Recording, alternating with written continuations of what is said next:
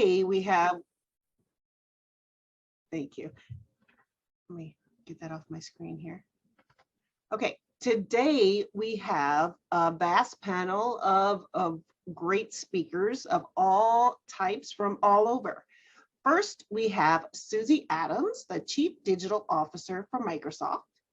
And we have Amy Haseltine, Deputy Assistant Commissioner for the Acquisition Office of Information Technology category from General Service Administration. We have Rayvn Manuel, a Senior Application Developer, Architect and Development Ops Engineer, the Office of Digital Strategy and Engagement at the Smithsonian Institution, National Museum of African American History and Culture. We have Dr. Amanda Purnell, Director of Data and Analytics and Innovation at the Office of Healthcare Innovation and Learning at the U.S. Department of Veterans Affairs. Then we have Sabina Sokol, the U.S. Ambassador at Girls in Quantum and Resource Management at the Education Advisor in ACT-IAC and Quantum Knowledge Group. So with that, I'm going to go ahead and get us started with our questions.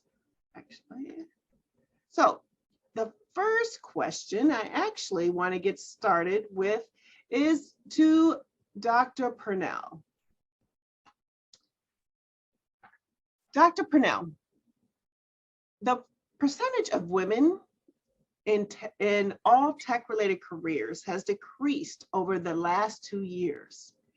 There's a lot of great work for you that you've been leading at the Department of Veteran Affairs. So what is a day in the life as a woman working in emerging tech like?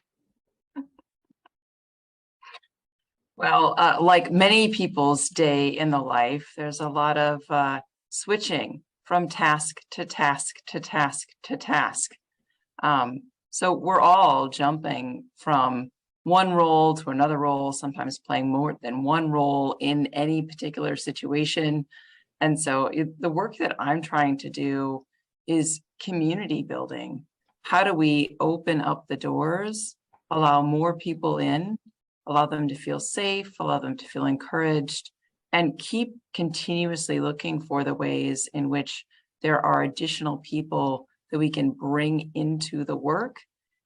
So, one of the things that I feel is really essential and is important to me as a person is that I'm going out of my way to think of who is not at the table and how do we make it easy for that person to be able to join in the conversation, to feel welcome, to feel included.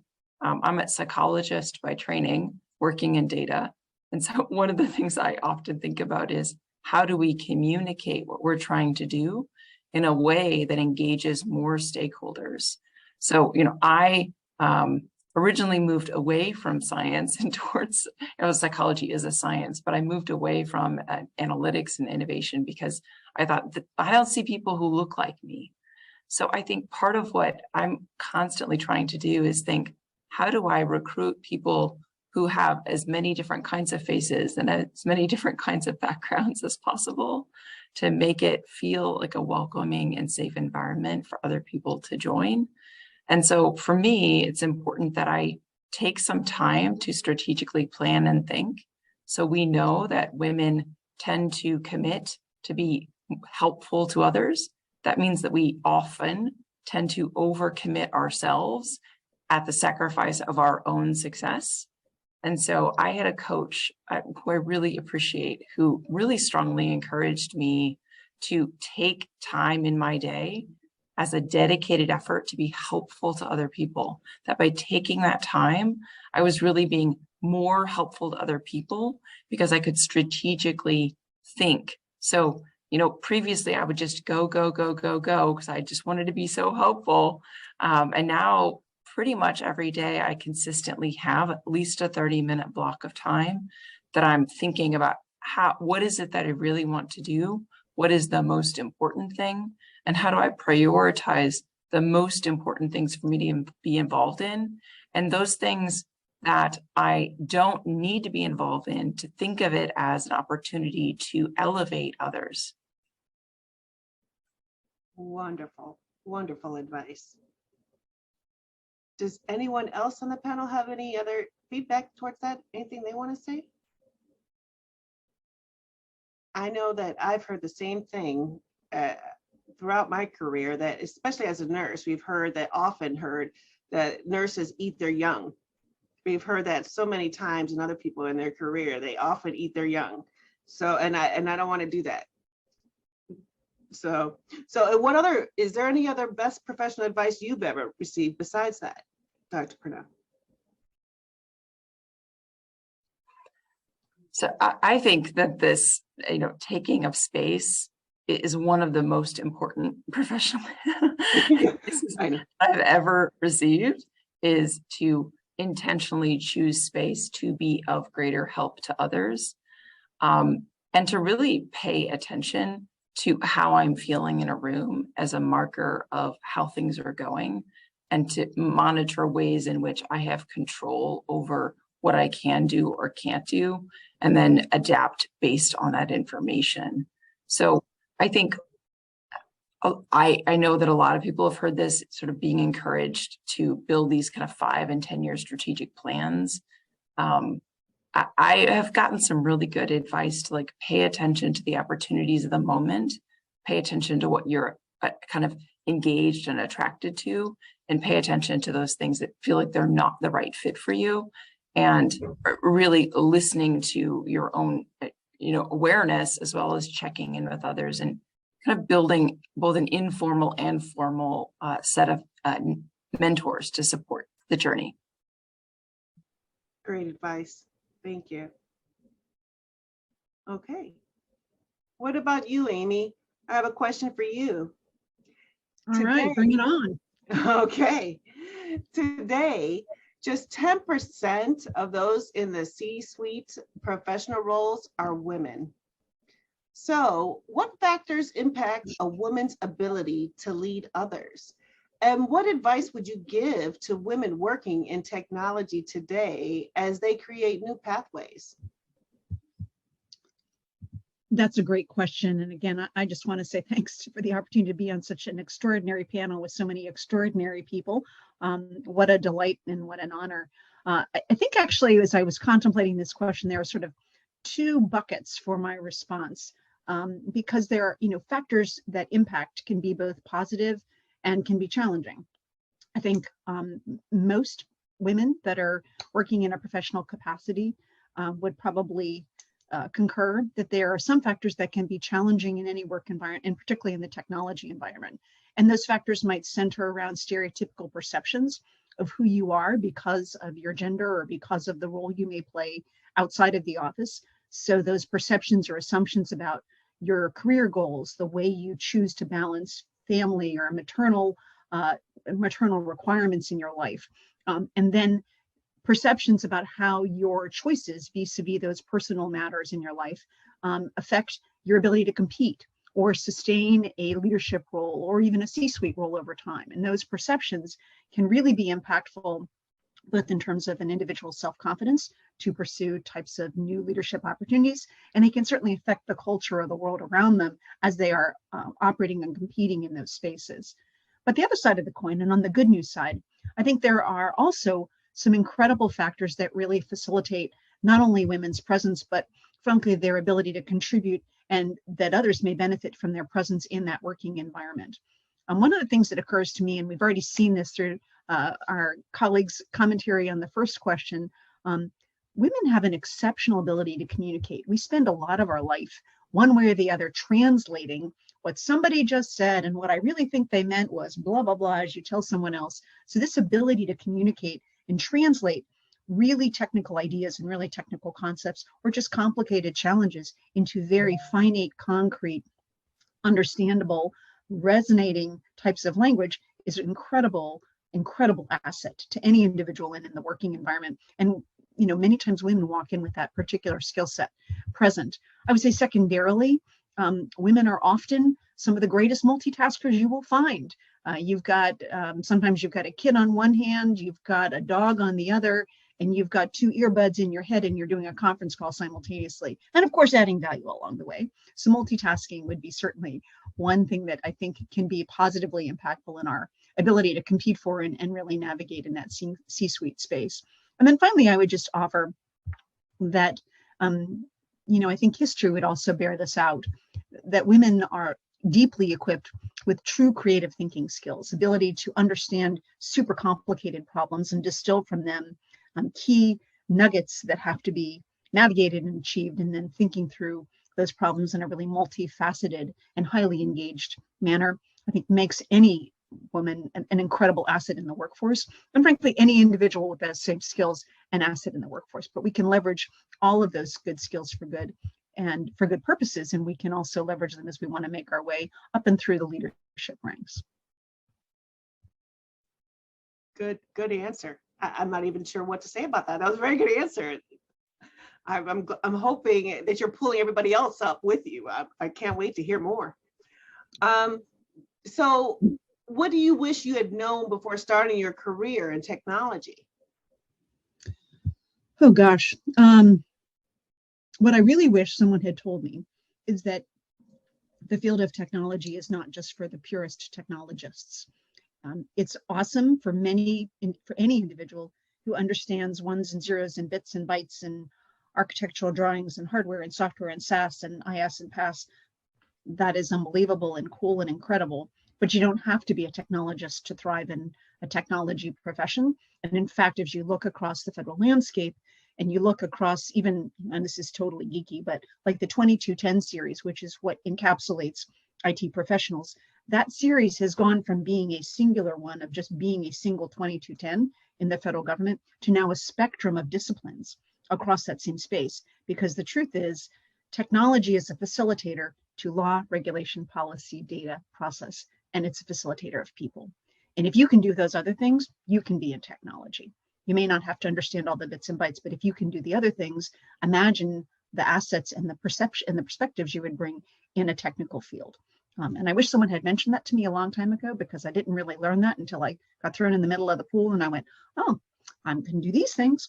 And, turned out to be helpful. So that's what I wish I had known. Great, thank you. Anybody else have any response to what Amy just said? No? Okay. Well, I'm sure we'll circle back around to you in a few moments. Okay. Thank you. Right. Miss Rayvn, I have a question for you.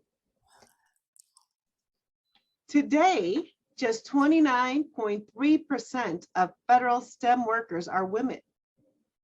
What was your path to working in technology? I really like this question, and I'm going to try to condense like 20 something years of trying to do what I'm doing into 5 minutes. And it's really unfortunate that that number is so low. And if you take the optimistic look at it, it was probably lower 5 or 10 years ago. So we're making very incremental steps. And to me, personally, to me, it's like civil rights. It's taking the same incremental steps as the civil rights movement, the suffrage movement. It's all doing the same. Back to my question.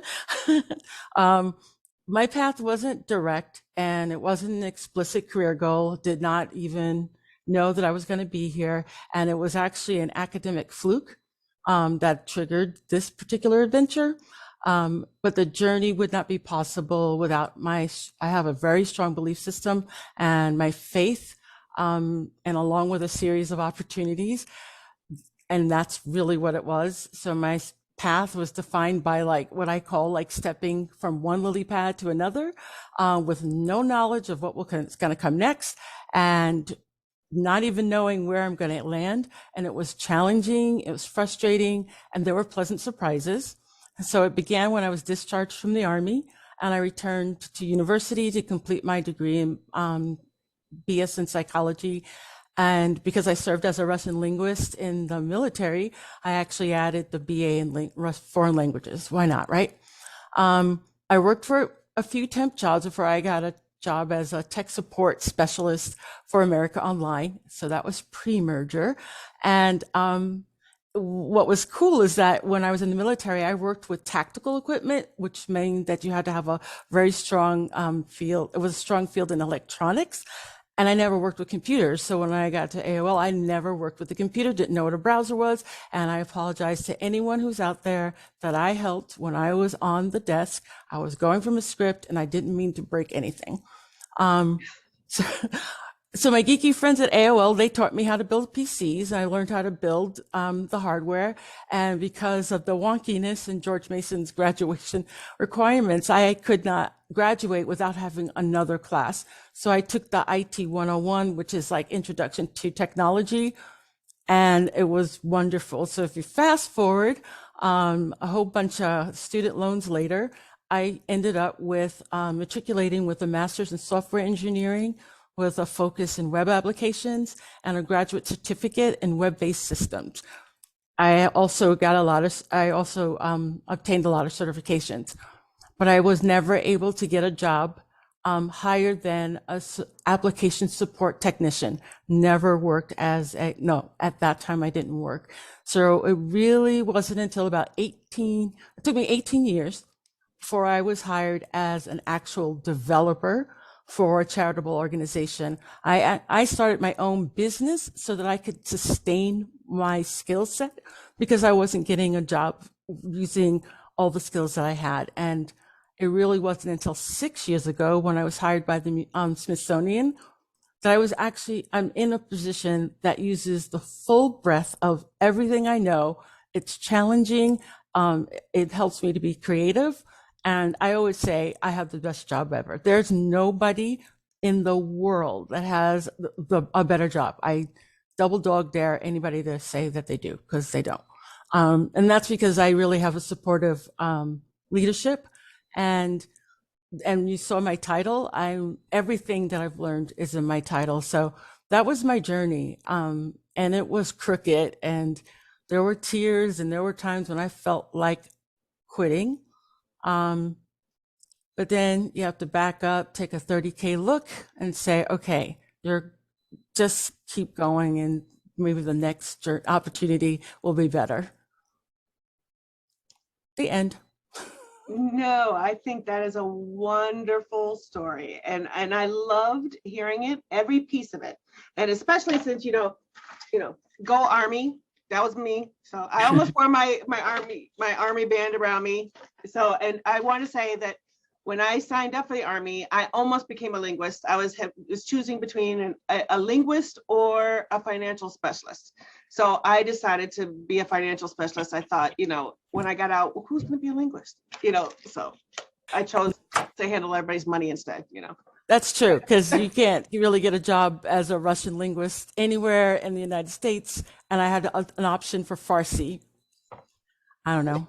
So then I became a nurse anyway, but I digress. So I have a follow-up question for you because I really enjoyed your story, but I do have a follow-up question for you. So you did talk about your most, how rewarding this is, but what is the most rewarding aspect of working in technology? And what advice would you have for the women interested in careers in technology? Another awesome question. Because besides the work that I'm engaged in, which is totally rewarding for me, teaching is my passion. And that's why me and the Smithsonian, we go together so well, because that's like the foundation. And I am right now I'm an adjunct faculty in an IT department for the Northern Virginia Community College. It's a cluster of colleges.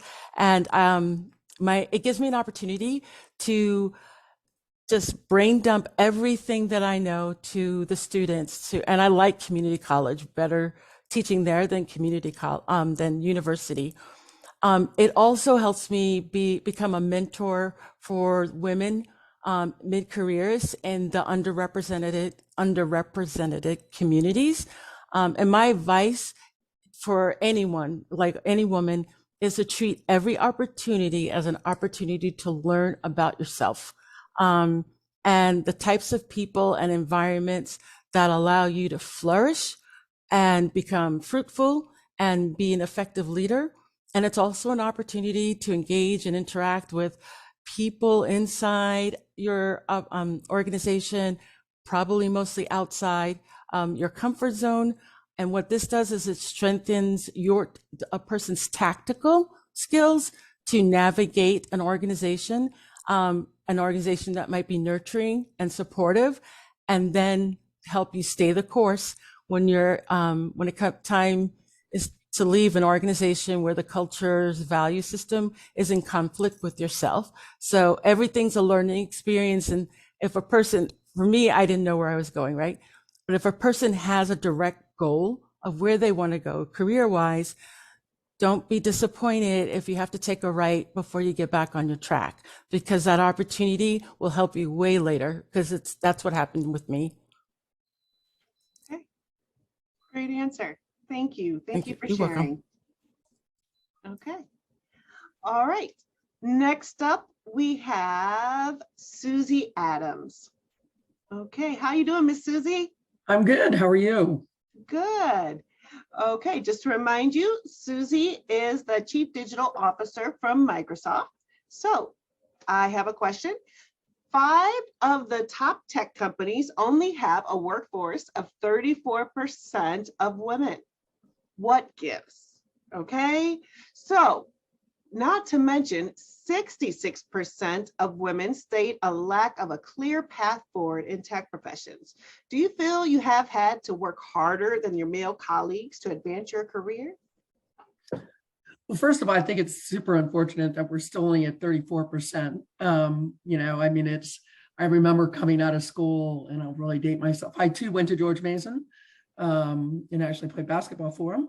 And when I came out of the work and started my first job, I think there were only 2 women on the entire floor of an IT tech company, one of the Beltway Bandits. And that was pretty much how my life went for the foreseeable future. In fact, I had never had a woman boss until like 10 years ago. And I've only had 2 in my entire career. So if that tells you anything. Now, I know, when we look at kind of what people are doing, I do think that some of the programs that are in place today, from an equity perspective, trying to make sure that we do look at, we do hire women, as quick as at the same level or the same pay grade as others, their male counterparts, and all those programs do help.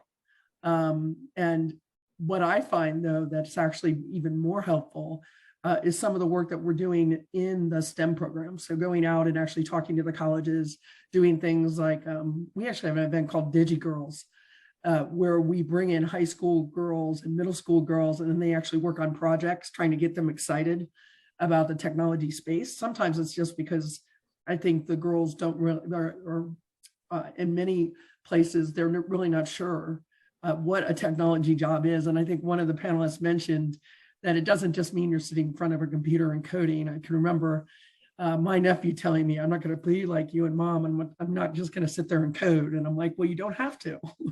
There's lots of different things you can do in the IT space. And I think that's a huge misnomer too, that's having a negative effect. And I will say the unconscious bias is real. Whether it's a particular, whether it's a hiring process, whether it's you're going into a meeting, and I can't tell you how many times, and I think Amanda was saying, read the room, right? And make sure that you feel comfortable in that room. And if you don't, ask yourself why. And is this really the right project for you to be working on? Is this something that you can't move the needle just because of the unconscious bias in the room? And it happens. I mean, we're human. We're all human. We have it. And we probably don't even realize it. And many of our male counterparts don't either. In fact, I could go into a meeting and I'm sure it's all happened to all of us, where we give a particular discussion, and we give an item or an idea out there, and then 10 minutes later somebody else says it. And you're like, but I've already said that. And that's really, I don't think anybody's being deliberate. It's unconscious. And so we need to be very conscious that, and not take things as personally, and then be inclusive, because I do recognize too that when my female counterparts are sitting in a room, sometimes they're very hesitant to bring ideas up for fear of being, either scrutinized or being put down for their idea. And so a lot of times, or just they just won't even bring it up. And so I'm very conscious about going around the room and things that I lead, where I ask everybody to contribute, whether you're female or male, right? Doesn't matter. Everybody in the room needs to contribute. And you've been invited to that meeting because we believe you can add value. So if you don't contribute, then it's a challenge. And so when I think about why this is happening, I think it's kind of the nature of the beast, but it has improved greatly. And I think it's a slow slog. We're getting there.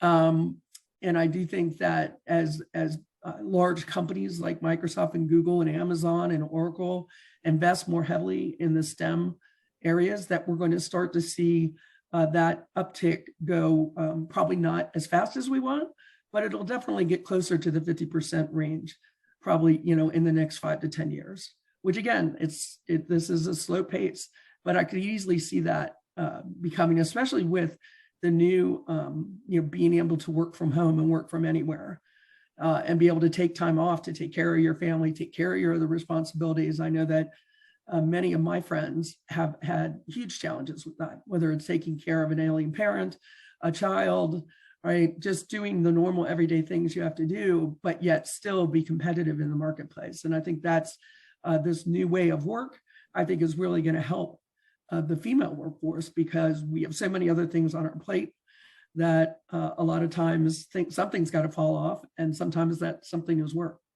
So, and I think you had one, what was the last question? Or was it was a two-part question? It says, do you feel you've had to work harder than male colleagues to advance your career? At times, yes. Especially in the beginning, I felt like I really had to be number one, and to produce the most code, and to have the best ideas, and to be on time, and to, I really felt like I was having to go above and beyond what some of my male counterparts were doing. But as I've gotten maybe older and wiser, I don't feel like that as much anymore. And I think Amanda said this as well. I really am very careful about what I pick to work on. You have to do things you don't want to do, but I'm very cautious not to load up my plate and to leave just a little bit of room, so that if something does come along and a great opportunity opens up, that I have some bandwidth to do it. Because I have found that in the past, working 80 hours a week is really not going to get you to where you want to be in your career.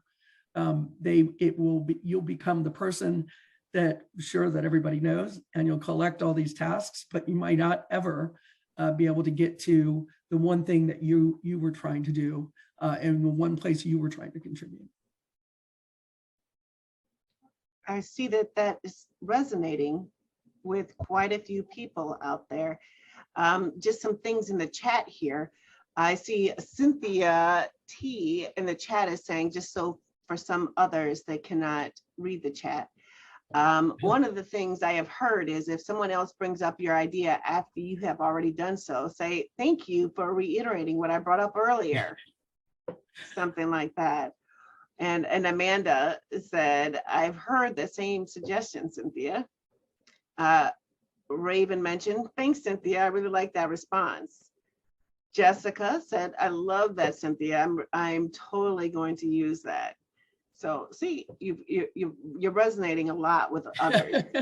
Well, I think a lot of, even, I have a doctor that I've gone to on and off over my life, and she was so infuriated one day, and she came into the room, and I was like, so what is bugging you? What's going on? She goes, well, I went to this meeting today about the building. It has nothing to do about being a doctor. She walks in, she's the only woman in the room. They start talking about one of the problems they're having with the building. She gives it some idea, and they do exactly that to her. And she goes, they don't even respect me. I have my own practice. I do, and she was taking it very personally. And I'm like, that happens to everybody. If it's not unique, don't feel unique. Right. Okay. Now, Sabina, I have some questions for you. Okay. So Sabina, what originally, you see, as you can see, you're a little bit, you're the younger age groups. I'd love to hear what piqued your interest. What piqued your interest for working in the emerging technology sector? And what advice would you give to women considering working in emerging technology? Yeah, I think the really great thing about emerging technology is that is the one area where it really is okay that you don't have all the answers. Like there's still a lot of unknown unknowns, which leaves room for a lot of creativity and also opportunity to do whatever you want to contribute to developments in this area. And I think that individual freedom in pursuing quantum and cyber, in my case, is what got me hooked. And I'm now part of organizations like Girls in Quantum and ACT-IAC Quantum Knowledge Group because they've helped me dive much deeper into those areas. And because there are a lot of unknowns, it's essentially a bottomless pit of experience and new knowledge to soak in. And I love that. I love learning. As for advice, I would say join a group, whether that be within IEEE, ACT-IAC, Girls in Quantum, really any organization that talks about the emerging tech ideas and developments that you're interested in, and be part of those discussions. Forming those connections with like-minded professionals and peers, especially outside of the workplace, I think is one of the best ways to learn and then get to the forefront and stay at the forefront of the area you work in. What's Girls in Quantum? Can you tell us a little bit more about that? Yeah, Girls in Quantum is an international organization whose mission is to bring as many individuals into the field of quantum as possible. A report came out last year that women only make up 10% of the quantum workforce. And we're set on changing that. We're building a community of like-minded students and are offering as many resources and opportunities as possible to help further quantum education. Okay. Well, what changes can we make and what changes are being made at your organization to create environments more inclusive to women? One of the biggest things we are doing, well, first of all, our entire team is all women. I think that's one step, is being actively seeking out women. Another project we're working on is a couple webinars early this year. And again, all women speakers. We had a webinar last year and it was a little bit overrepresented with men for a Girls in Quantum, event. So we're really trying to focus on bringing more women, especially from other fields, not just strictly quantum physics, quantum computing. I think like Amy said, like technology is not just for the techies, it's for everyone. And I think we're really embodying that goal right now. What ages is Girls in Quantum? Girls in Quantum spans individuals from teenage girls to, I think one of our oldest members is like past retirement right now.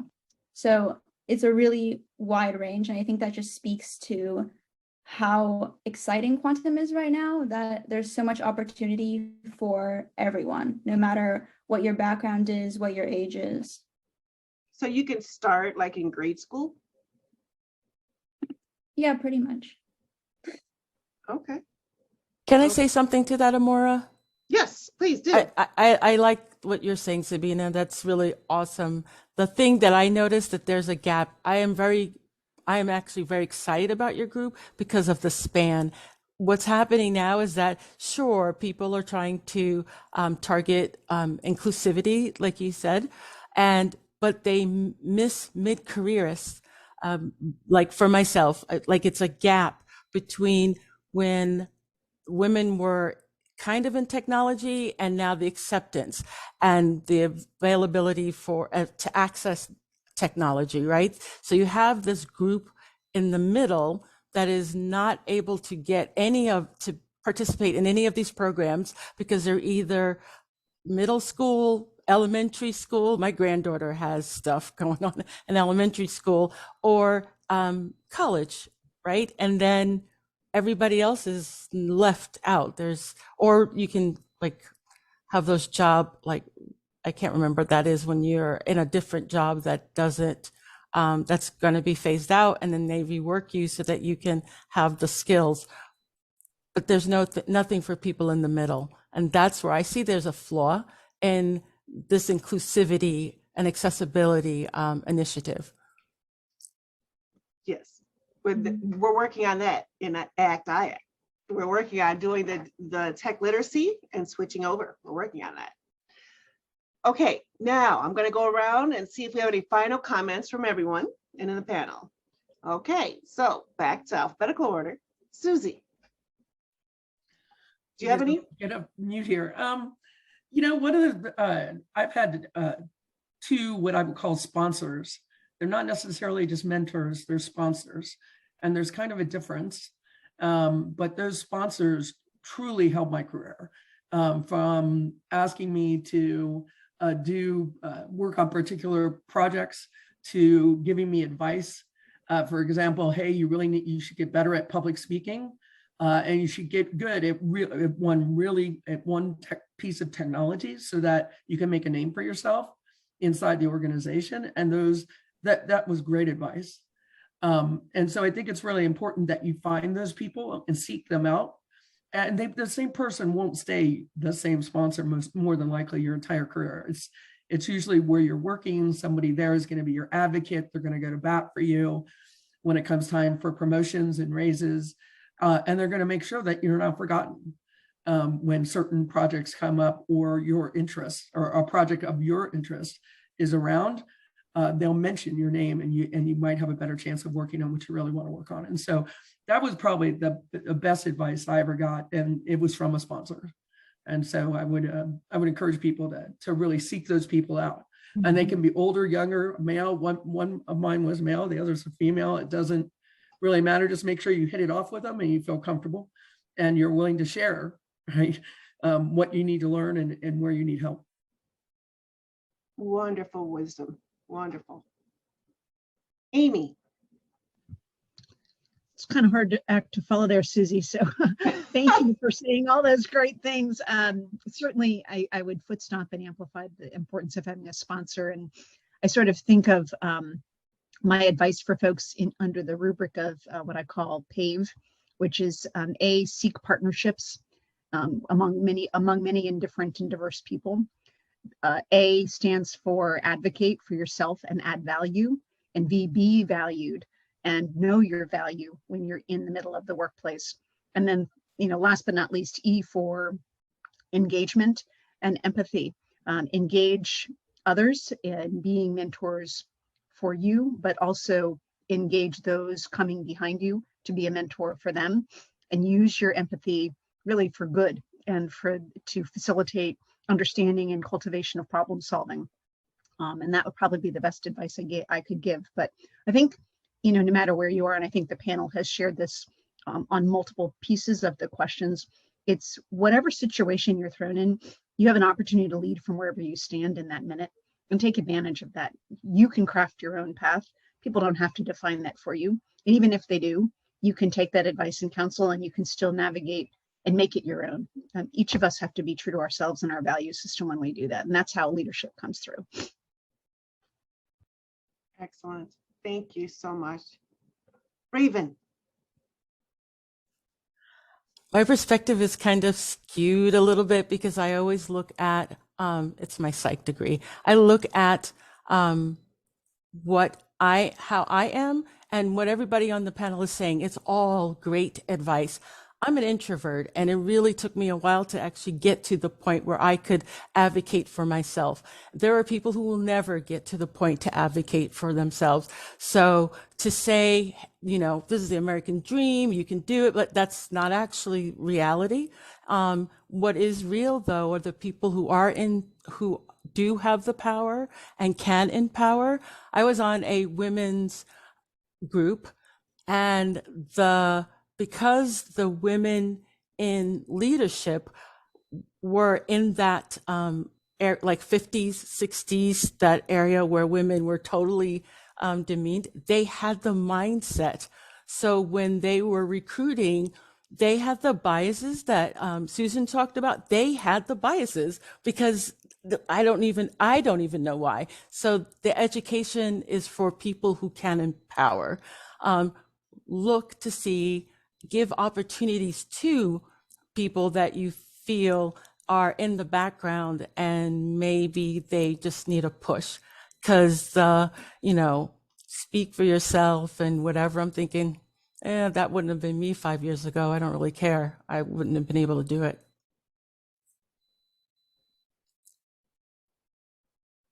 Okay. Dr. Purnell.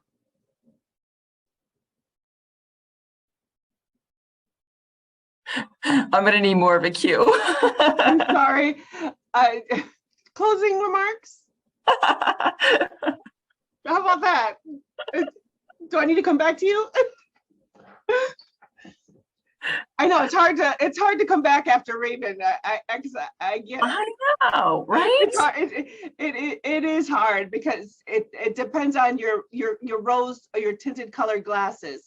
It is hard. Everybody has their own perception, so it is hard. I get it. It depends on what you've just gone through to see what you where you're. Yes, I get it. Depends on your past. If I can't think of a lot that I'd want to add. I think there's been a lot of really great commentary, but I want to just kind of maybe hammer in on the point of like, find ways to be your own authentic self and to find places and spaces that allow you to be yourself rather than trying to mold yourself into something that you think the circumstance, situation, or people want you to be. So I certainly spent the early part of my career trying to mold myself into something that my context thought I ought to be. And I feel like mid-career now, I'm feeling, empowered to really honor my voice and my truth and my experience and find places and spaces that allow me to be myself and then my own unique skills, abilities, what I bring to that room, rather than trying to bend myself to the circumstance. We don't all have choices about all of our circumstances, but wherever possible, where you do have power, taking advantage of that opportunity. Amen. Thanks, Amanda. Yes. And before I call on you, Sabina, because of your youth, I hope this did not tarnish. I really hope we didn't tarnish any of your dreams. I want to push you forward, and because your future is your future, and we are pushing you forward to lift you up. Let's put it that way. We hope we've given you great advice to push you forward and bring everybody up with you, because you're doing wonderful things, and we hope you can bring the next generation up with you. So now, with that, closing remarks. I just want to say that, like, all of you other panelists and Amora, you guys are so inspiring, and you've all done incredible work, and a lot of what you said, all the advice has really resonated with me. I'd just like to say that while yes, only 10% of C-suite professionals right now are women, and all those other statistics that we've heard today, I think that is changing with younger generations and within companies. So I think, we've made a lot of progress, and we are still making progress, and we'll continue to make progress in the future, especially in emerging tech. Like Susie mentioned, a lot of big companies are investing much more into STEM, and there are a lot of organizations popping up like Girls in Quantum that are invested in pushing the next generation forward. Thank you. And with that being said, I just wanted to go over a couple of the comments that are in the chat before I hand it back over to Jackie. Let me see real quick where I left off. Let's see. They loved a lot of Cynthia's comments. Tim said, I'm really inspired by the thoughts of each panelist. The effort is far from finished, but we're getting there through discussions like this. I also love the span of seniority in this panel. Great ideas come from all over if we can keep our minds open. Johanna says, I agree with Rayvn's observations with a lack of mid to late career opportunities for women in IT. Sandy said, at Cynthia, what great advice to apply. One of the things I have heard is if someone else brings up your idea, you have already done so. Say thank you for reiterating what I brought up earlier, or something to that effect. Esther said, could you share that acronym again? So the acronym, I think he was talking about you, Amy, if you could share the acronym you mentioned again. All done and in the chat, but it's basically PAVE, partnerships, advocacy, and adding value. V for knowing your value, and then third, engaging mentors and making sure that you engage others to mentor them in your pathway. Okay, thank you. Oh, there it is. You did have it there. I'm sorry. And excellent advice, Amanda. Something I will share with my students, something about I didn't think about. And again, amen, Amanda. And there's a quote I like that says, when there is a woman, there is magic, an unknown author. This evening was a great example of that. Thank you all for sharing your experiences and encouraging everyone. Thank you again from Esther. And Nicole said, thank you all. And Cynthia said the same. Thank you all for sharing your experiences. Okay, Sandy clapped for you. With that, I will pass it back over to Jackie. Thank you so much, Amora, and thank you to